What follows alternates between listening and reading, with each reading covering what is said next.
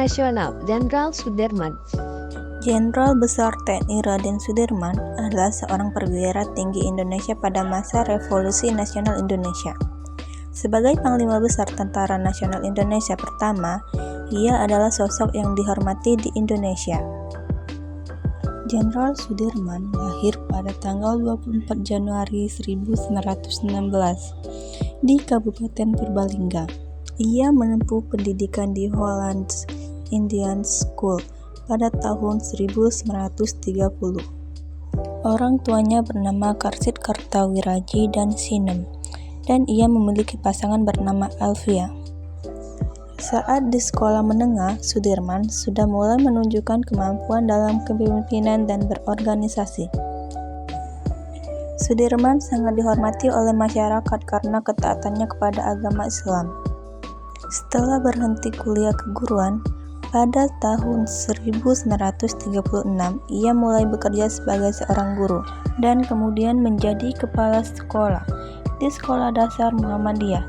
Ia juga aktif dalam kegiatan Muhammadiyah lainnya dan menjadi pemimpin kelompok pemuda Muhammadiyah pada tahun 1937. Setelah Jepang menduduki Hindia Belanda pada tahun 1942, Sudirman tetap mengajar. Pada tahun 1944, ia bergabung dengan Tentara Pembela Tanah Air Indonesia atau PETA yang disponsori Jepang. Menjabat sebagai komandan batalon di Banyumas. Selama menjabat, Sudirman banyak rekannya sesama prajurit melakukan pemberontakan hingga kemudian diasingkan ke Bogor.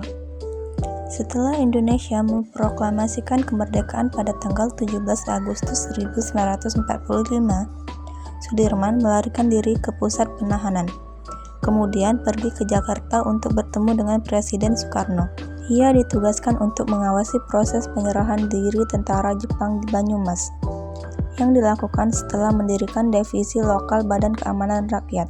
Pada tanggal 12 November 1945, dalam sebuah pemilihan untuk menentukan Panglima Besar TKR di Yogyakarta, Sudirman terpilih menjadi Panglima Besar.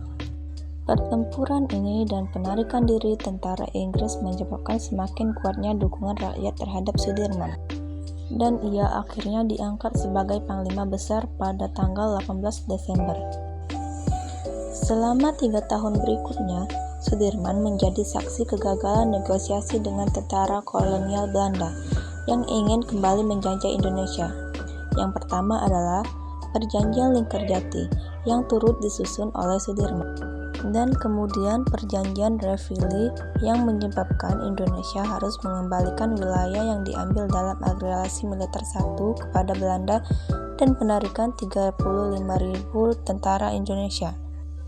Ia juga menghadapi pemberontakan dari dalam, termasuk upah kudeta pada 1948. Ia kemudian menyalahkan peristiwa-peristiwa tersebut sebagai penyebab penyakit tuberkulosisnya. Karena infeksi tersebut, paru-paru kanannya dikempeskan pada bulan November 1948. Pada tanggal 19 Desember 1948, beberapa hari setelah Sudirman keluar dari rumah sakit, Belanda melancarkan agresi militer 2 untuk menduduki Yogyakarta. Meskipun ingin terus melanjutkan perlawanan terhadap pasukan Belanda, ia dilarang oleh Presiden Soekarno.